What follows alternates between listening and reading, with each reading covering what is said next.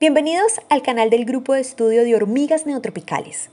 El día de hoy tenemos la charla Como el tango, hormigas del Río de la Plata conquistan el mundo, a cargo del doctor Luis Calcaterra. Síguenos para más contenido relacionado con hormigas y no olvides suscribirte. Horacio Plaga, que funciona en Hurlingham, en la provincia de Buenos Aires. Yo vengo trabajando hace 29 años casi con hormigas. Ya estoy para jubilarme de alguna manera. Y nuestro grupo se basa en 3 pilares. El primer pilar tiene que ver con la diversidad de hormigas. Hacemos estudios, más que nada para relevar la diversidad de hormigas de Argentina, de esta región del cono sur de Sudamérica, bastante poco relevada hasta la actualidad. Digamos, hay unas 700 especies de hormigas descriptas, más o menos, que ocurren en Argentina. Otra línea de investigación es de esa diversidad. Nosotros nos focalizamos en las hormigas invasoras, o sea, aquellas hormigas que por alguna razón han llegado a otras regiones del mundo y están causando problemas, tanto para actividades comerciales como para la biodiversidad. Y el tercer pilar es más que nada son hormigas, en este caso nativas de Argentina, como las hormigas cortadoras de hoja, que generan serios problemas económicos y ecológicos, tanto en los cultivos, por ejemplo, viñedos, forestaciones y también en los hogares. Tiene una particularidad que muchas hormigas invasoras son plagas, pero en el caso de las hormigas cortadoras de hojas que son plagas no funcionan como invasoras, no han logrado colonizar otros países por su complejo sistema, ¿no?, de ciclo biológico. Yo me voy a focalizar ahora en las hormigas invasoras. Si nosotros pensáramos, ¿no?, esta charla como una serie en episodios, el primero sería como el origen. El origen básicamente de las hormigas, ¿no?, que se cita más o menos hace 140 millones de años, entre el Jurásico y el Cretácico.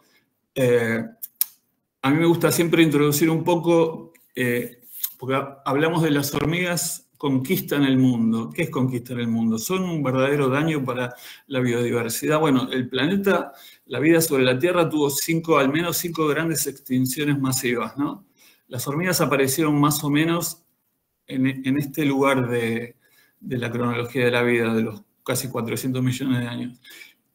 Hubo 2 grandes extinciones masivas que fueron como consecuencia del inicio de la fragmentación de Pangea y erupciones volcánicas, en el cual se perdió cerca del 80% de las especies en 1 o 2 millones de años. Esto facilitó, digamos, el dominio de los dinosaurios. Las hormigas ya...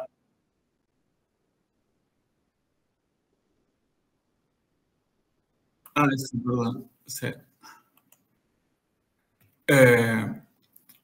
Y otra gran extinción masiva que tuvo lugar después de la aparición de las hormigas, hace 67 millones de años, también por erupciones volcánicas y el impacto de un meteorito. En realidad se cree que fue un poco más de tiempo, pero tomemos como cierto que fueron unos pocos meses. También se perdió cerca del 80% de las especies del planeta. Así todo, a pesar de todos estos eventos catastróficos que acabaron con gran parte de la vida sobre la Tierra, lo que podemos ver es que la diversidad siempre se fue incrementando a lo largo del tiempo.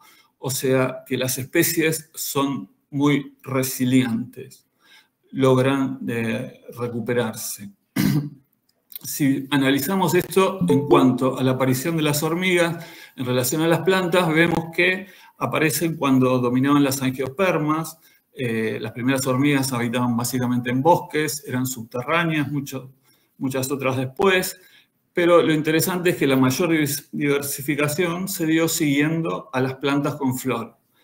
Hace poco salió este artículo que da cuenta de cómo las hormigas fueron colonizando la canopia y saliendo de los bosques siguiendo las plantas con flor. Por eso decimos que las plantas se empezaron a apoderar del mundo, ¿no?, al salir de los bosques, como muchas de las especies invasoras también lo hicieron.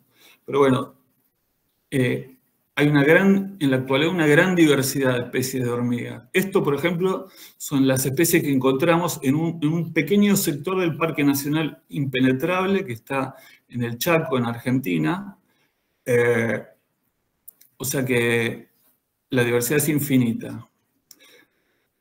a pesar de esta gran diversidad, sin embargo, no todas las 14.000 especies descritas al presente de hormigas, hay más de 1.000 sin describir, se calcula, han sido exitosas en colonizar otras regiones.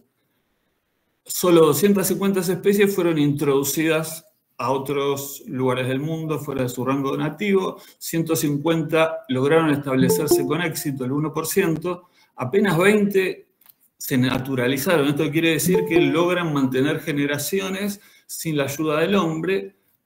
Hablamos de invasivas, un pequeño porcentaje, pero muy pocas, un puñado, logran causar algún daño económico o a otras especies. Apenas un 0,03%. Para tener una idea, ¿no? De las 17 peores especies exóticas invasoras, 17 son insectos y 3 son hormigas. La hormiga argentina, Linepitema humile, la hormiga de fuego roja o Solenopsis invicta y la pequeña hormiga de fuego, Wasmannia uropunctata, todas son sudamericanas. Hay otras 2 que son africanas o asiáticas, pero las 3 más importantes son de Sudamérica y se originaron en la cuenca del Río de la Plata. Se ha logrado descubrir, dilucidar cuáles son las poblaciones fuentes que dieron origen a muchas de las invasiones por el mundo. Por ejemplo, en Estados Unidos, la hormiga de fuego roja salió de la zona de Formosa, de la provincia de Formosa, tal vez el puerto de Asunción, que se usaba mucho en la antigüedad, y otras, como la hormiga argentina, Linepitema humile, y la pequeña hormiga de fuego, más que nada del puerto de Buenos Aires o el de Santa Fe.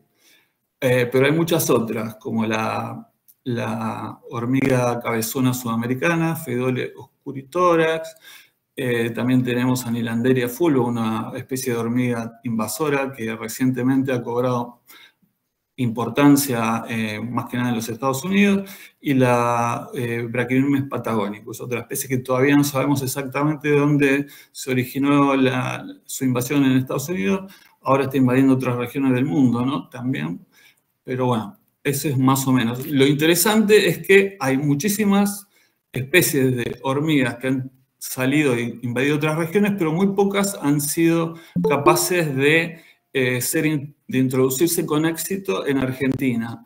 Apenas 3. Trachina longicornis, que la detectamos hace muy poco en Misiones, Tetramorium caspicum, que es europea, y Monomorium faraonis, que es africana.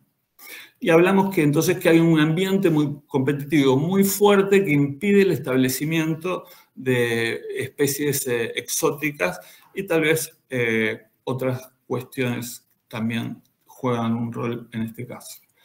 Pero bueno, la historia, volviendo un poco a este juego entre el tango y las hormigas, tiene una historia de dispersión similar y comenzó antes de 1800, básicamente con los países que tenían, que hacían colonialistas, digamos, ¿no? Muchos que comerciaban con sus colonias, era una de las vías de dispersar por el mundo las hormigas, pero a partir de la Revolución Industrial, más o menos en 1800, hay una primera ola con el primer pico de la Revolución Industrial, que después disminuye esto. Acá se puede ver cómo plantas e insectos son dispersados por el mundo siguiendo el comercio, ¿no? Cómo va decreciendo con la Primera Guerra Mundial. Luego la depresión de 1930, no se comercia, entonces casi no hay intercambio de especies, y luego, después de la Segunda Guerra Mundial, vuelve a incrementarse el comercio y así la dispersión de tanto de plantas como insectos. Esto tiene que ver, digamos, también con que después de la depresión del 30 aparecen los primeros vuelos transoceánicos que también facilitan el traslado de especies. Acá podemos ver los destinos, digamos, de estas rutas de dispersión, cuáles son los lugares elegidos tanto por los bailarines de tango que llevan nuestra danza por el mundo, como también por las hormigas. Esta es una primera... los países que más, digamos, bailarines de tango o asociaciones de tango hay en el mundo, ¿no? En Estados Unidos está en primer lugar, pero ahí lo que quiero mostrar son cómo hay, digamos, ingresiones primarias, introducciones primarias, y de esos lugares a modo de puente o escala, después colonizan otros lugares. En el caso de las hormigas pasa algo similar, ¿no? Desde la cuenca del Río de la Plata, muchas de estas especies han invadido Estados Unidos y de ahí se han dispersado hacia otros lugares del mundo. Por ejemplo, a Asia.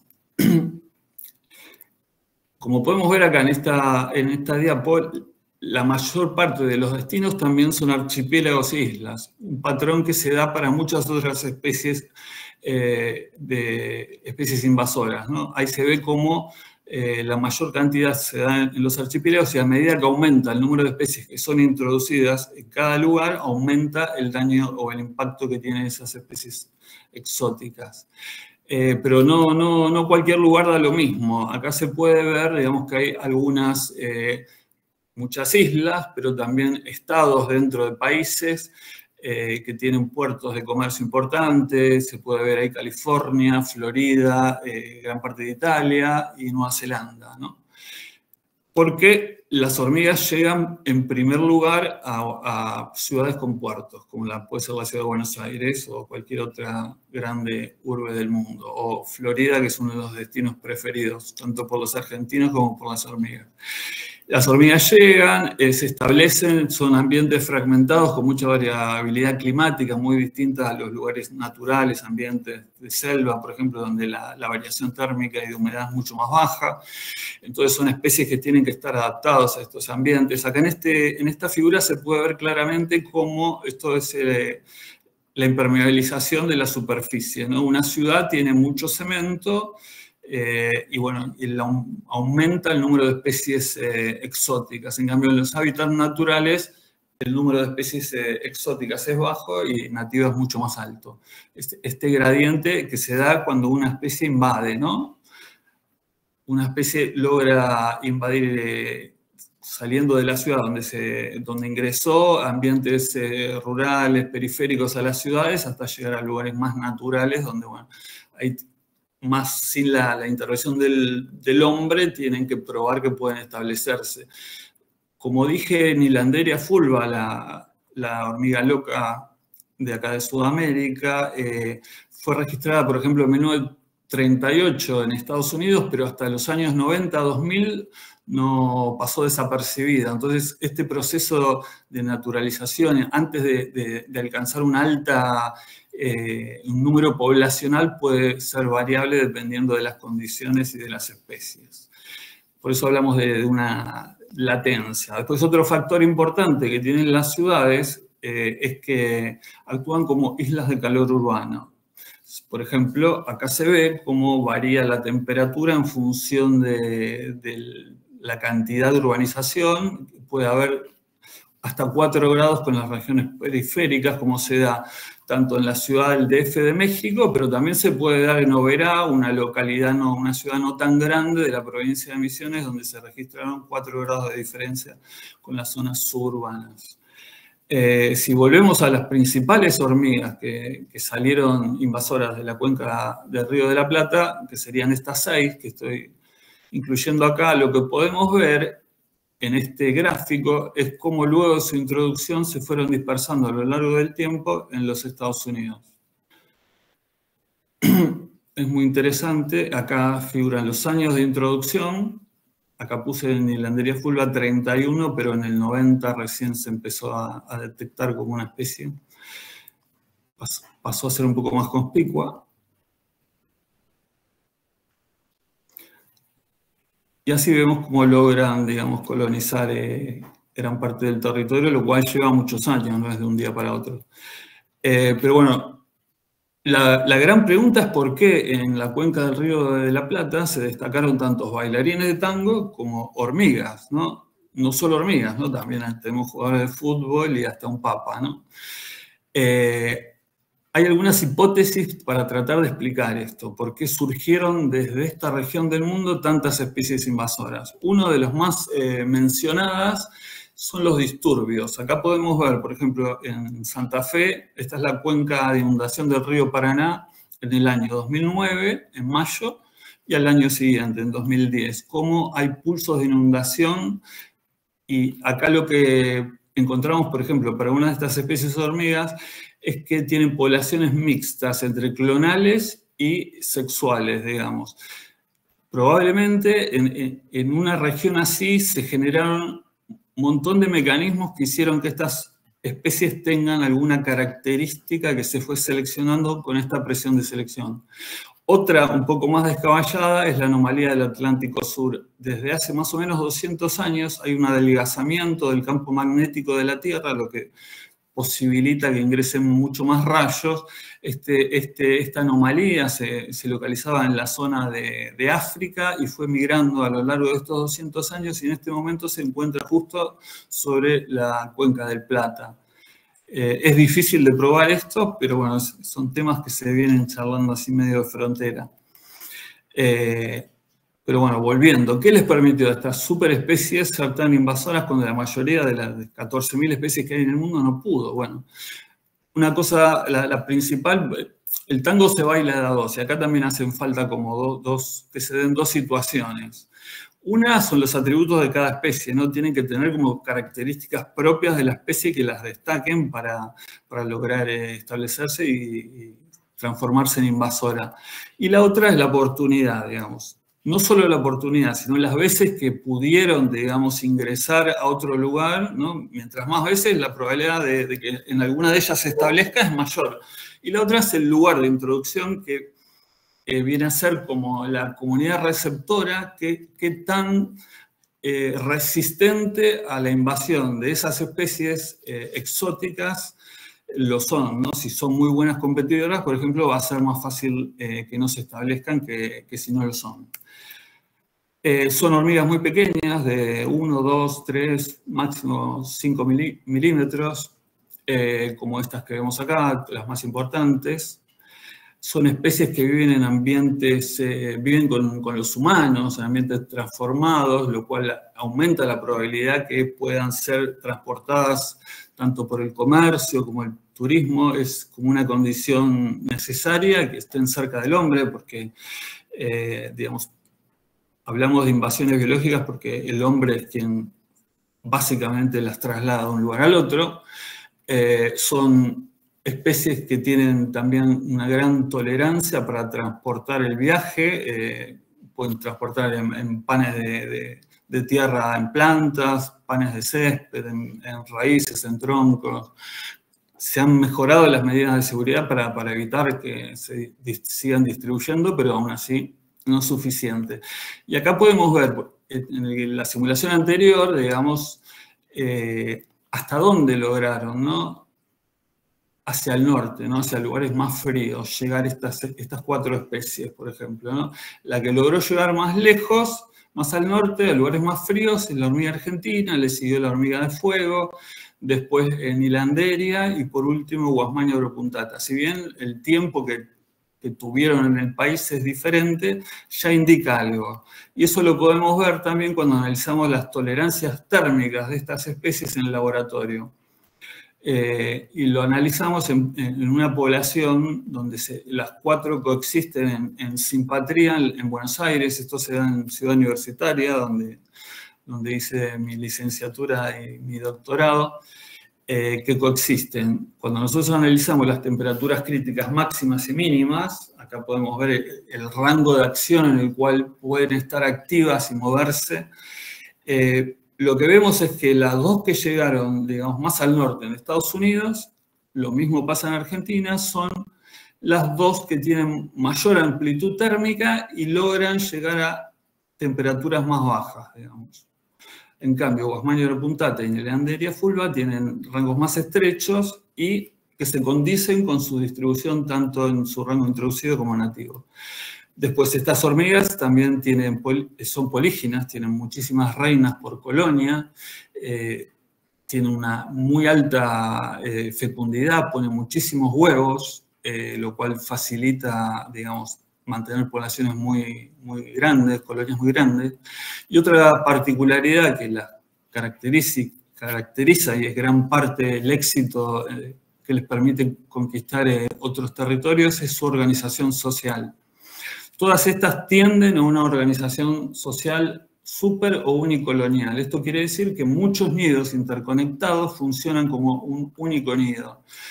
Esta unicolonialidad es el extremo de esto y se da, por ejemplo, en la hormiga argentina, en lo que se conoce como la colonia de Cataluña, que abarca varios países de Europa, donde una hormiga de un extremo y el otro casi no interactúan agresivamente, no compiten, no tienen una competencia intraespecífica fuerte, lo cual les permite desviar esa energía que la pondrían en competir, en reproducirse, en otras cosas, ¿no? El otro extremo sería, estos son tacurúes de camponotos puntulatos que tenemos en Corrientes, cada uno esto es un nido y funciona independientemente como una colonia. Digamos. Esto se da en general en las arroceras abandonadas o zonas con depresión inundables, en los cuales suelen colonizar estas hormigas. Y después hay casos intermedios, como la hormiga invasora de fuego roja, que tiene la particularidad de formar también ambos colonias de un solo montículo o muchos montículos interconectados. Esta es otra de las ventajas. La tendencia hacia la unicolonialidad. El sistema de reproducción también se da una particularidad que en la mayoría de estas especies se aparean no por vuelo nupcial, no vuelan machos, se aparean y fundan nuevas colonias, sino que se aparean dentro del nido y las nuevas reinas fecundadas, en algún momento, cuando la colonia es muy grande, migran por túneles y forman como nuevos montículos interconectados con reinas. Nosotros hablamos de unidades funcionales. Cada montículo sería una unidad funcional, pero todas forman una colonia. Y después sistemas de reproducción, como el que les mencionaba antes, que se da en la pequeña hormiga de fuego, ¿no? Por clonación, donde si bien digamos, los himenópteros tienen un sistema haplodiplonte, ¿no? Donde las hembras son diploides y los machos haploides, existe también un mecanismo bastante complejo por el cual, digamos, tanto la línea de los machos como de las hembras se clonan y no intercambian material entre ellos. Pero son facultativos, por lo cual, digamos, pueden producirse, las obreras son básicamente por el clásico sistema haplodiplonte, donde tienen variabilidad genética. En cambio, en machos y hembras hay algo ligado en la meiosis, donde no hay intercambio. Y después, hace poco, surgió también otro sistema reproductivo que tiene que ver con un supergen por selección sexual antagónica, que es un trabajo que salió publicado hace poco y está por salir otro. La hormiga loca sudamericana, Linanderia fulva. Bueno, todas estas características que tienen estas hormigas se utilizaron para proponer distintas hipótesis para explicar su éxito. La primera, que tiene que ver con el filtro ambiental, que tiene que ver con, como decía antes, con la tolerancia de estas especies, tanto a condiciones climáticas adversas, incluso disecación, lo cual se da más que nada en ambientes antrópicos. Por eso se dice que las especies exóticas invasoras son típicas de ambientes perturbados. Bueno, un poco de cierto es porque tienen capacidades para tolerar más variabilidad climática. Después, esto que hablaba de la organización social, que le permite una mayor cooperación entre individuos y eso hace que no se agredan, cooperen entre ellas, eso también es una ventaja. La menor pérdida de biodiversidad, porque tanto la clonación como el supergen les evita caer en endogamia, entonces mantienen una diversidad genética. Y después temas relacionados con la competencia, que tienen mayor habilidad tanto para monopolizar presas, exudados de plantas, que producen también himenópteros, sustancias ricas en carbono. Son mejores competidoras. Y el último, que es el más usado como hipótesis para explicar el éxito de estas especies en el rango invasivo, es la ausencia de enemigos naturales, ¿no? Tanto parásitos, parasitoides, depredadores y las otras hormigas competidoras, que son los principales enemigos naturales de las hormigas, otras hormigas. Y ahí estamos hablando de una resistencia biótica. Si vamos a hacer foco, entonces, para explicar, digamos, cuáles son las características que tienen cada una de estas hormigas. Acá podemos ver también cómo se fueron distribuyendo por el mundo. Hay supercolonias de la hormiga argentina, las más grandes, como dije, en Europa, pero también hay en Japón, en Sudáfrica, incluso en California, en Estados Unidos, mientras que en Sudamérica mantienen colonias mucho más pequeñas. En vez de hablar de 200, 600 kilómetros, son colonias de no más de 10 kilómetros, como las más grandes que se encontraron. Acá se puede ver cómo colonizaron primero, por ejemplo, Sudáfrica, luego Europa, se reconstruyeron más o menos la fecha. Si caracterizamos a esta hormiga, tenemos que decir, tienen supercolonias, colonias polígenas con muchas reinas, baja competencia, tienen mutualismo, pero lo más interesante es que tienen reemplazo por asesinato. Las obreras matan a las reinas a lo largo del primer año, digamos. Esas reinas que tenían una mayor fecundidad ya dejaron de ser útiles para la colonia, entonces son reemplazadas por nuevas reinas cada año, digamos. Eso también aumenta su fecundidad. Virtual ausencia de enemigos naturales, salvo algunos pocos virus que estamos estudiando para ver si tienen algún efecto como biocontroladores. Y la principal, así ecológicamente, característica de las hormigas argentinas es la alta tasa de reclutamiento, que le permite también mantener altas abundancias cuando no hay otras especies de competidoras muy fuertes. La mayor debilidad es que tiene una cutícula por la cual pierde mucha agua, entonces no logra colonizar lugares que no tengan un cierto nivel de humedad. Cuando no lo tienen, ingresan a las casas, digamos que son lugares mucho más estables en cuanto a la humedad.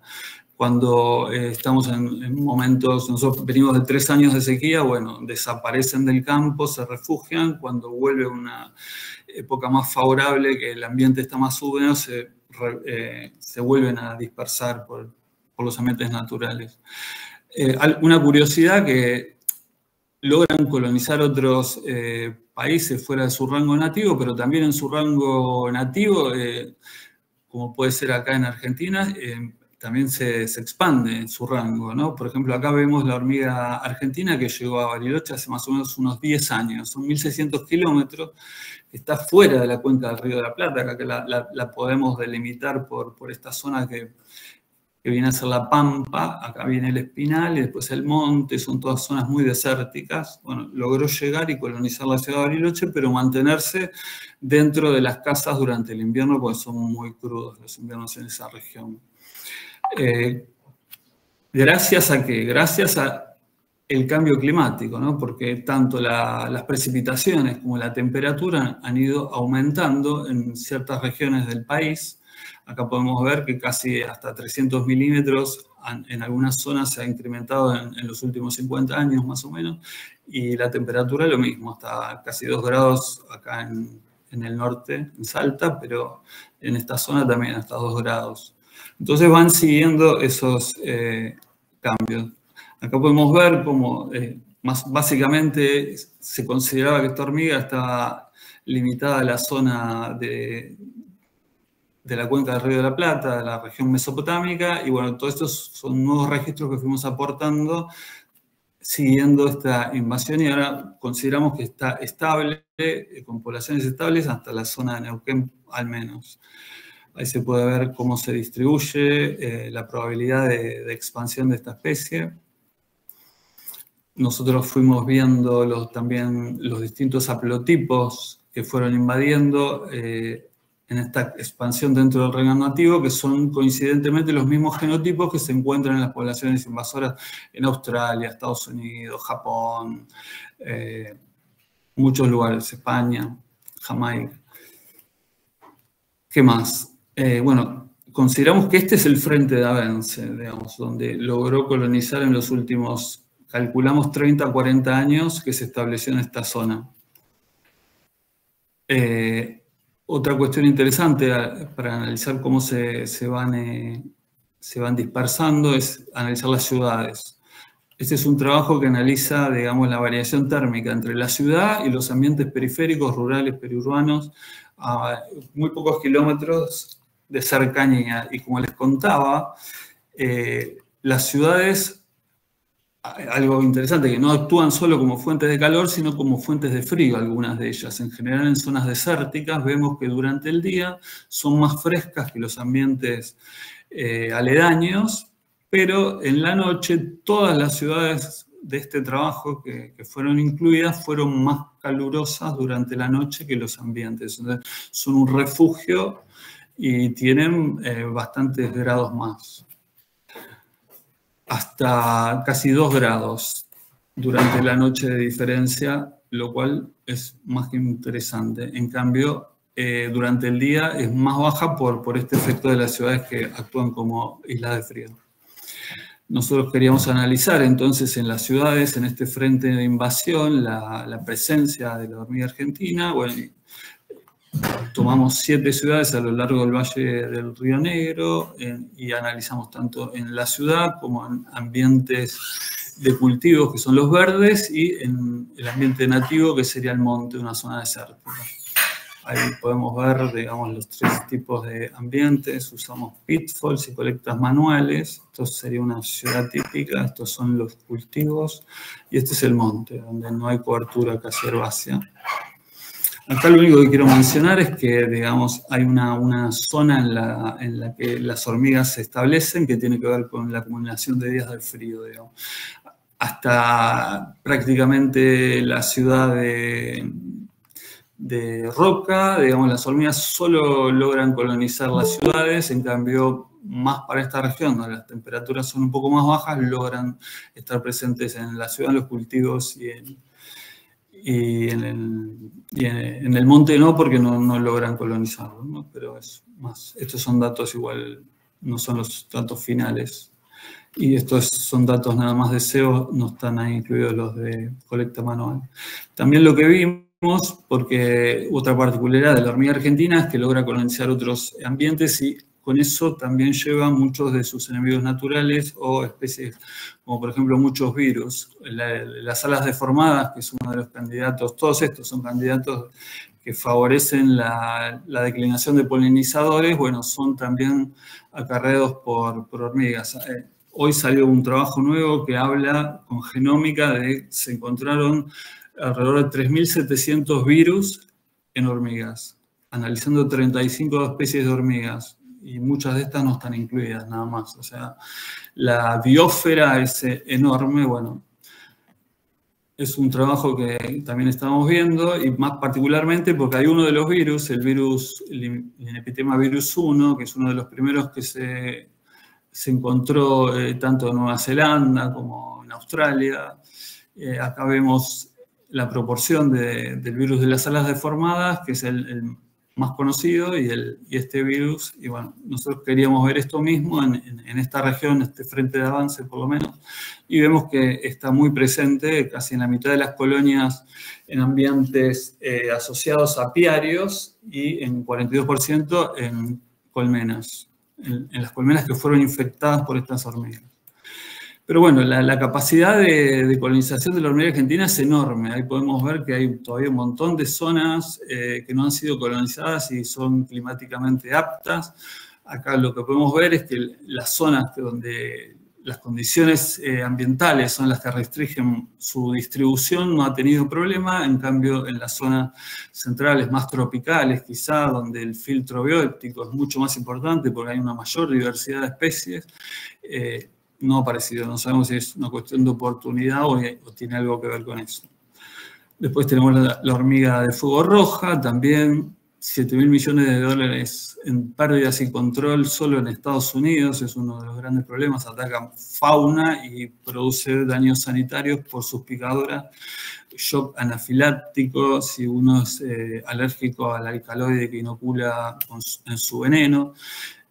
Podemos ver acá, por ejemplo, cómo se fue distribuyendo de Formosa, como les decía, a Estados Unidos y después de ahí a Taiwán, a muchos otros lugares del mundo, ¿no? Acá se puede ver en un trabajo del 2011 como la población de Formosa fue la fuente de la introducción. Y bueno, más recientemente se la encontró hace muy poco, el año pasado creo, en Italia, digamos, logró colonizar Europa también por primera vez. No se sabe si de Estados Unidos llegó o de China, pero bueno, hay muchas de estas especies que están siendo una preocupación para muchos países en Europa y Asia porque está habiendo cada vez más registros. La capacidad de expansión de esta hormiga por el mundo es tremenda. Todos los puntos rojos son áreas susceptibles de ser invadidas.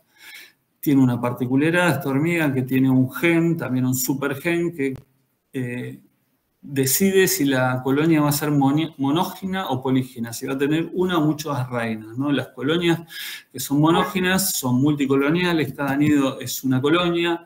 Las nuevas reinas sí se producen por apareamiento y formación de nuevas colonias.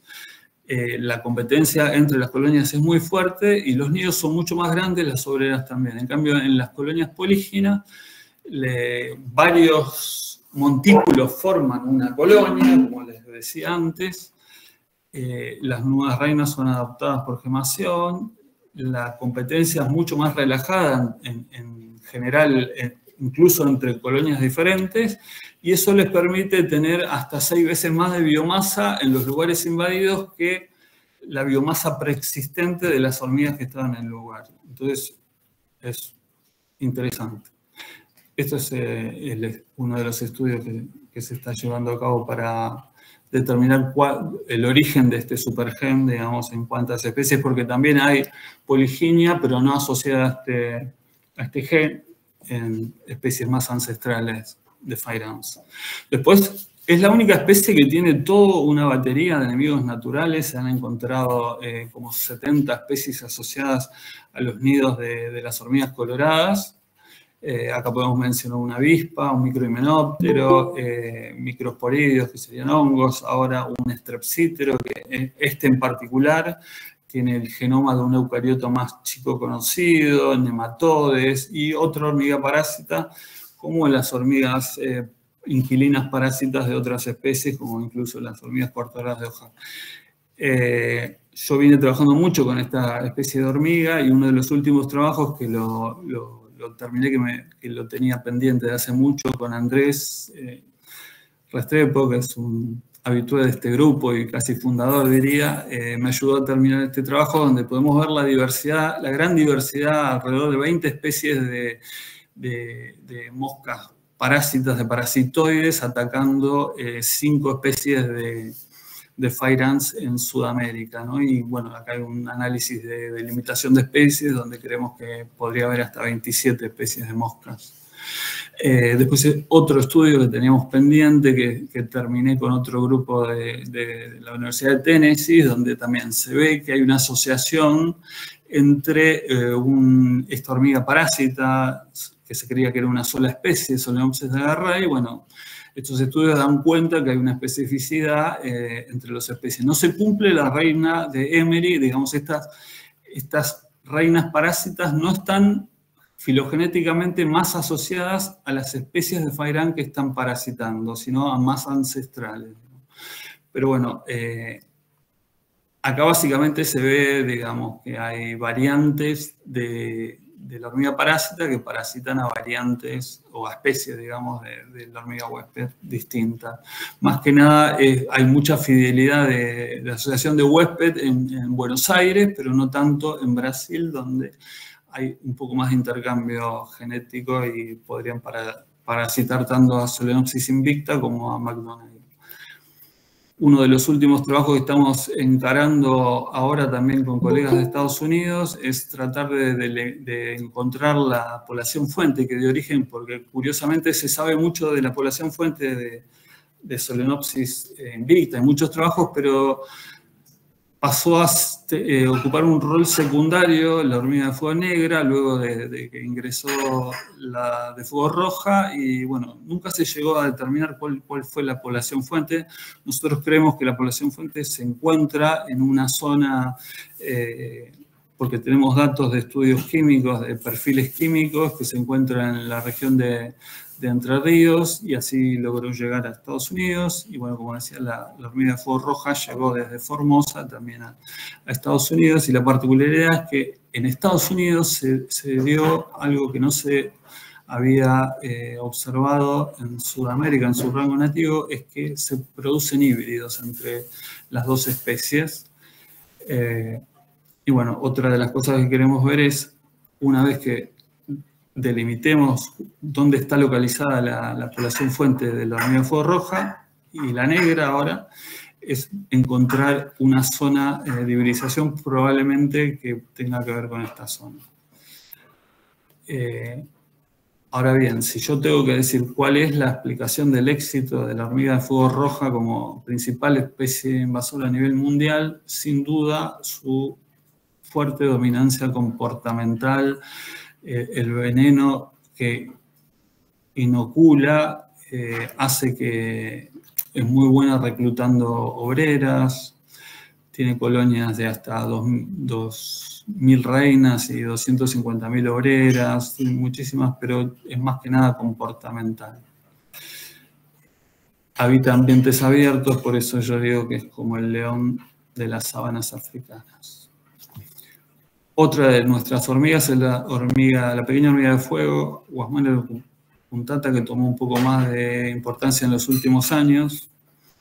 También esta hormiga básicamente fue dispersada por archipiélagos, islas alrededor del mundo, y hay algunas poblaciones en zonas más continentales.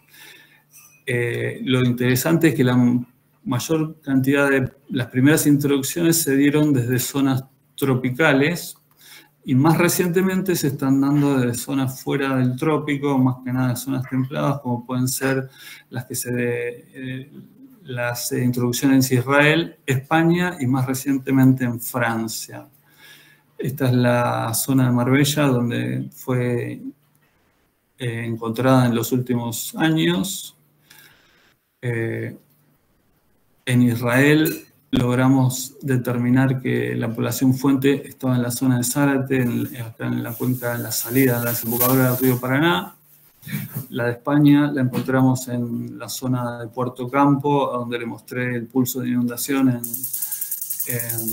la provincia de Santa Fe. Y bueno, la última, que es la de Francia, no sabemos todavía, no analizamos muestras para ver de dónde podría haber sido introducida.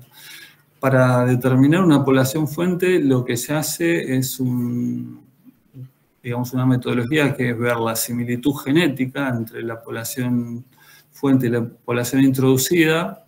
Acá vemos tanto en ADN mitocondrial como microsatélites la coincidencia que hay entre estas poblaciones de Argentina y las de Israel, pero también la tolerancia térmica. Acá se analizaron poblaciones del trópico, de regiones templadas y subtropicales, y también vemos como estos son unos experimentos que hicimos en el laboratorio para ver la tolerancia térmica de todas las regiones, y vimos que las de Zárate eran térmicamente mucho más similares a las de Israel.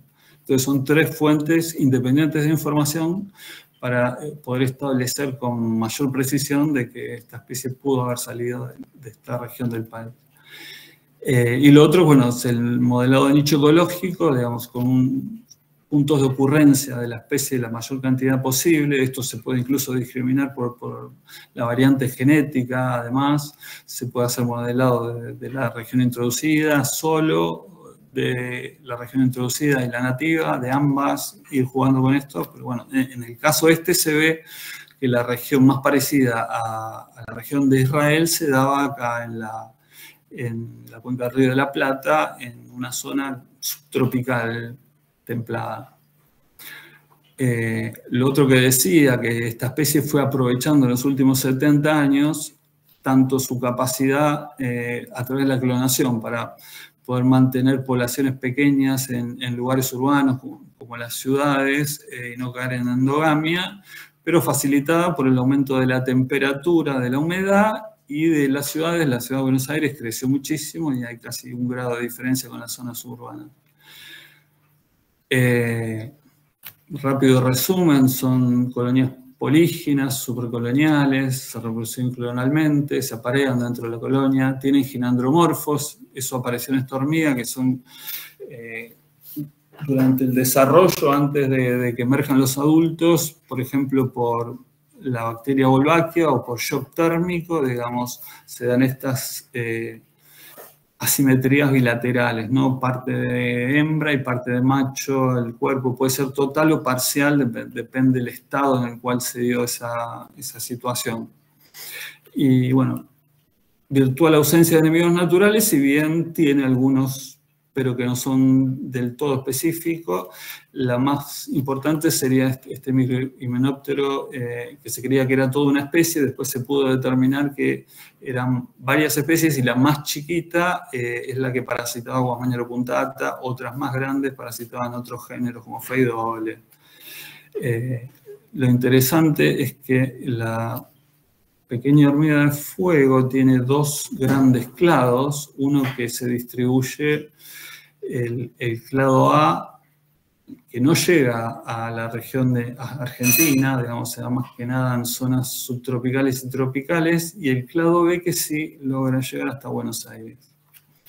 Lo interesante de esto es que la clonalidad se habría dado, digamos, antes de la separación en estos dos clados, por lo cual la clonalidad es parte de ambos. Ahí está reconstruida un poco la historia evolutiva de la especie acá en Sudamérica. Y bueno, Oracema minutísima estaría parasitando solo linajes del clado A, porque no se la ha encontrado hasta ahora en linaje del clado B. Lo que sí se encontró en poblaciones del clado B son virus. Acá hemos encontrado 7 especies de virus asociadas a esta hormiga que son candidatos de control biológico, si bien no se ha evaluado aún su especificidad. Otra de las hormigas, la que tomó más notoriedad, no voy a hablar mucho porque hace poquito Jason Williams dio una muy buena presentación sobre esta hormiga, dando cuenta del avance gracias a la genómica, ¿no? Pero bueno, es una hormiga que causa muchos problemas, inclusive han colonizado los cuarteles de la NASA. Esta hormiga tiene también colonias polígenas, supercoloniales, esto que les mencionaba del supergen que les permite evitar la endogamia, apareamiento dentro de la colonia, no tiene mucha agresión intraespecífica y bueno, y la principal característica es un veneno, yo le digo superpoderoso porque es capaz de detoxificar el veneno de su principal hormiga competidora, que es la hormiga de fuego roja, digamos. Una vez que es picada por la hormiga de fuego roja, ella misma se inocula su propio veneno sobre esa zona en la que la picó y eso detoxifica el veneno y no le causa problemas. Tiene muy pocos, pero tiene algunos, como debilidad, algunos enemigos naturales, también una especie de fórido al menos o dos, y microsporidios. El microsporidio ya está introducido en las poblaciones en Estados Unidos, el fórido no. A nivel de candidato para control, los dos pueden ser evaluados, pero uno ya está allá. Bueno, esta es la historia de invasión. Lo interesante es que en Estados Unidos funciona como una única colonia de 2.000 kilómetros que más o menos no compiten entre sí y con hasta 300 reinas por nido, cuando en Argentina hemos encontrado 50 nada más. Colonias mucho más pequeñas. Ahí. Bueno, acá simplemente les quería mostrar que hay otras especies, tanto en la hormiga loca como en Guasmañaro punctata, la pequeña hormiga de fuego, se da que hay muy pocas especies en el género, alrededor de 10, pero hay una sola que se tornó dominante, ¿no? En el caso, acá vemos otras especies de Nilanderia, en una zona más marginal, la zona núcleo está dominada por Nilanderia fulva, que nosotros encontramos que se distribuía en un patrón muy interesante, que era, porque todas las poblaciones introducidas en Estados Unidos pertenecían a este clado azul. Estos son datos mitocondriales, pero bueno, había otra población que había logrado expandirse hasta incluso el Valle del Río Negro, diferente, pero bueno, el trabajo de Jameson que mostró en este mismo grupo hace no mucho, se vio que con mayores marcadores moleculares, con UCES, hay una mezcla, no habría una determinación, por lo menos no es un complejo, no serían distintas especies. Si bien hay mucho por relevar en Sudamérica, porque esta especie está casi hasta Amazonas, es posible que existan otras especies crípticas. Algo muy interesante también en otro trabajo con otros marcadores moleculares, perdón, es que se vio, estos son microsatélites, rat sequence, que la población, estas son las poblaciones en Estados Unidos, la única que tiene, digamos, similitud con las poblaciones introducidas en Estados Unidos son las de Buenos Aires, digamos. Eso, digamos, le da más probabilidad de que la especie haya salido de Buenos Aires también, ¿no? En lo que nos basamos. En cuanto a este otro estudio que está en ejecución, también con rat sequence se ve, por ejemplo, que las poblaciones de Buenos Aires y Formosa tienen más similitud con las invasivas, que era algo parecido a lo que se daba en el otro ejemplo, y acá se ve como Formosa y Buenos Aires también comparten más con las invasoras. Pero bueno, no voy a entrar en detalle en eso. Haciendo un resumen, hay fóridos, hay un microsporidio y hay virus que podrían ser utilizados para controlar esta hormiga en los Estados Unidos. Después tenemos dos otras especies de hormigas invasoras, pero que no comparten todas las características que les venía mencionando, ¿no? Como la hormiga cabezona sudamericana, que también invadió el sur de Estados Unidos. Los patrones son muy similares, todas ingresaron por los puertos del sur y se fueron distribuyendo. Este es un trabajo que sacamos sobre el rango de distribución de la especie en el rango nativo introducido. Alex Weil y Andy Suárez presentaron en un congreso hace muchos años este trabajo en base a C1 y lograron determinar en base a ello que de la zona de Reconquista en Santa Fe era la que tenía más similitud con las poblaciones introducidas en Estados Unidos. Son datos que estuvo analizando Andrés. Andrés tuvo la suerte, o el sistema de ciencia argentino tuvo la suerte de contar con su ingreso. Andrés se presentó a la carrera de investigador científico de CONICET para trabajar con estas dos especies de hormiga. Estos son datos generados para la presentación que hizo, donde se ve, digamos, la relación entre las especies de Pheidole con Oscuritórax y su distribución, tanto en el rango nativo como en el introducido. La otra especie que Andrés iba a estudiar, y yo después digo por qué iba a estudiar, es la hormiga andariega oscura patagonicus. Ahí también se ve el mismo patrón de ingreso, también en el año 76.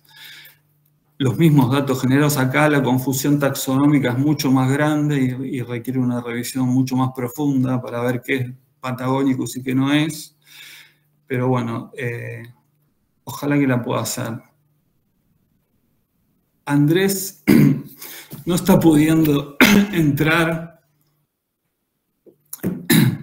a la carrera de investigador científico, porque quiero aprovechar la oportunidad para decir que el sistema científico en nuestro país está pasando por un momento muy difícil de financiamiento. Hace muy pocos días nos enteramos que no se van a financiar subsidios que ya obtuvimos del año 2022, que son los subsidios que mantienen vivo el sistema científico, porque el 95% de los proyectos de investigación en Argentina se basan en esos subsidios, lo cual es muy triste. Estamos pasando por un momento difícil, como lo muestra este cartel. Simplemente eso. Muchas gracias.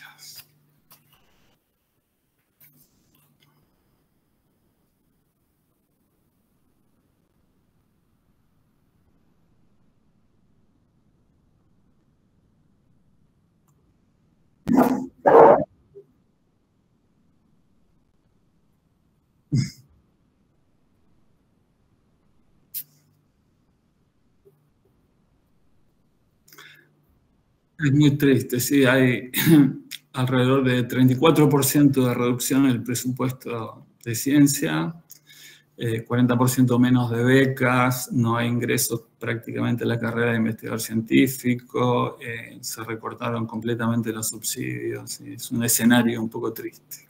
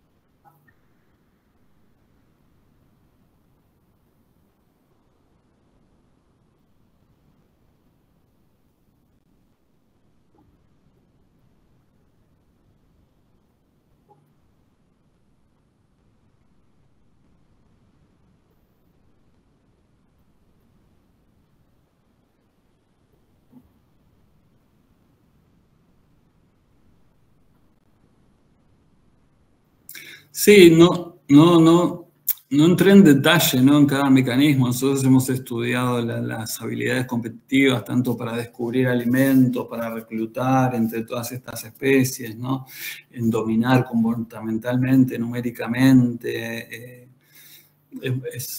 Son muchas cosas, ¿no?, que hay que poner la lupa en cada caso para poder determinar cuál es la respuesta, ¿no?, cuál es la razón del éxito, ¿no? Pero bueno, en todas estas hormigas que han sido muy estudiadas, tanto por nosotros como por muchos otros grupos de investigación, está un poco más claro, ¿no?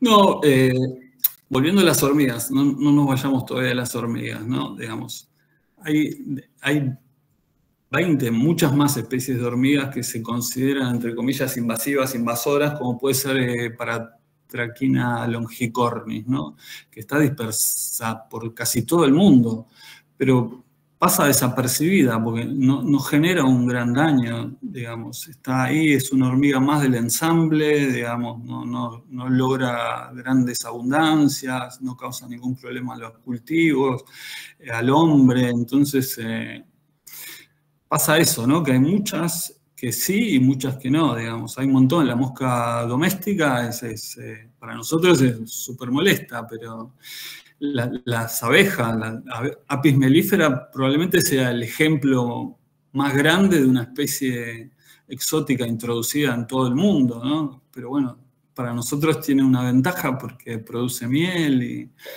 entonces no se puede ver solo la parte biológica cuando se analizan las especies invasoras, sino también la relación con los humanos. Es muy interesante que lo que yo siempre digo, ¿no?, la mayor cantidad de invasiones se dan en archipiélagos o islas porque hay nichos vacantes. Entonces en esos lugares se duplicó el número de especies de hormigas, por ejemplo. Hawái hasta hace 60 años no tenía especies de hormigas, o poquito más. Ahora tiene 60 especies o más, no sé cuántas tiene en este momento. Entonces, bueno, digo, Hawái o Nueva Zelanda tienen el doble de especies de plantas, digamos, que antes. Entonces, ¿la diversidad aumentó? No, digamos, y no tienen casi casos de extinciones de especies, 3, 4, digamos. Se duplicó, hay 2.000 especies cuando antes había 1.000 y no se perdió nada, porque todo el tiempo se están produciendo nuevas especies y se están extinguiendo algunas, ¿no? Se calcula que es 1 millón de años la esperanza de vida de una especie en promedio, por decir un número, ¿no? Entonces, mi charla empieza por ahí, ¿no? Porque el planeta es resiliente, las especies no las vamos a desaparecer, estas hormigas invasoras no son una amenaza para la biodiversidad. Lo que sí nos generan problemas a los humanos, a nuestros cultivos, a nuestras casas, y ahí radica digamos, la popularidad de estas especies.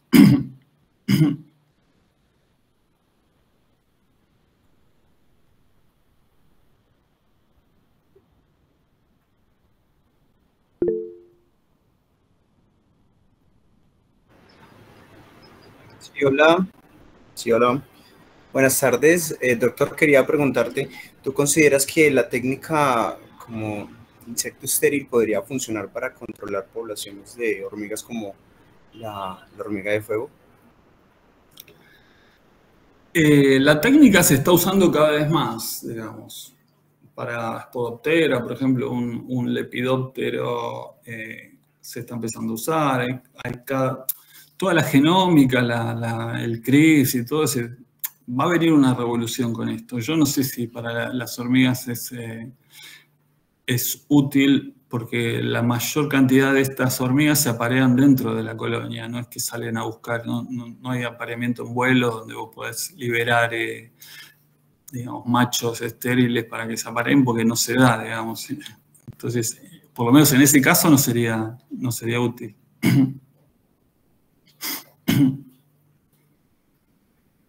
Vale, gracias.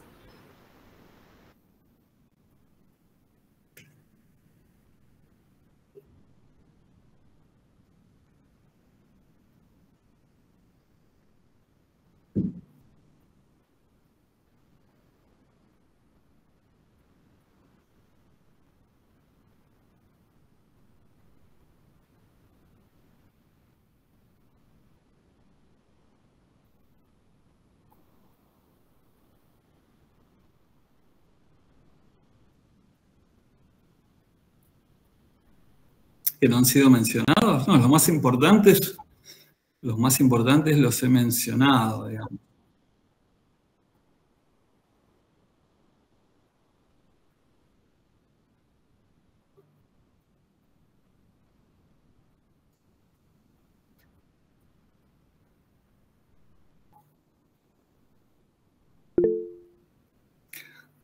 No, a mí lo que más me llama la atención es que, digamos, estamos siempre hablando de muy pocas especies, ¿no? Las que se estudian, digamos, porque tienen alguna relevancia, pero no sabemos nada del 99,9% de las especies, digamos. Dentro de este grupo hay muchísimos myrmecólogos haciendo muchísimos relevamientos, muchísimos trabajos taxonómicos, analizando grupos, pero de la historia natural, de qué hace cada especie, cómo interactúa con las otras, sus abundancias, cómo son sus colonias. No se conoce nada, digamos.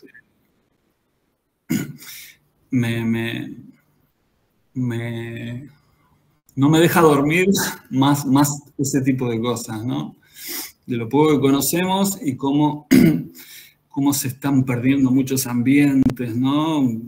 Por deforestación, por millones de cosas, y van desapareciendo un montón de especies que no sabemos ni que existen, ¿no?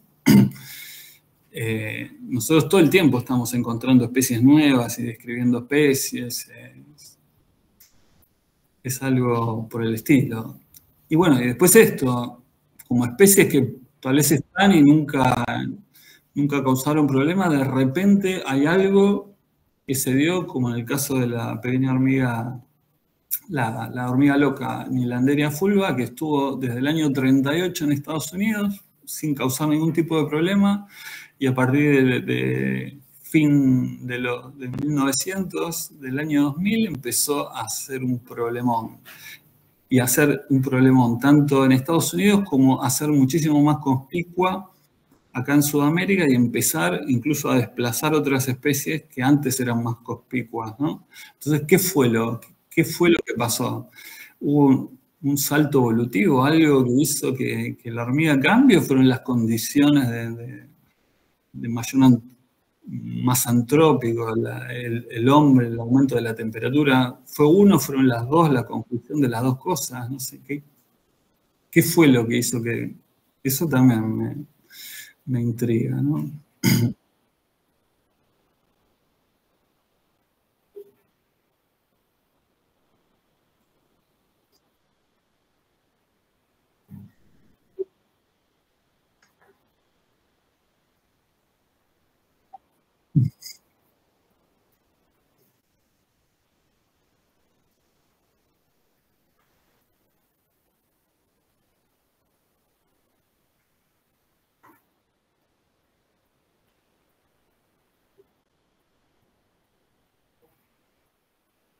Hasta luego, gracias.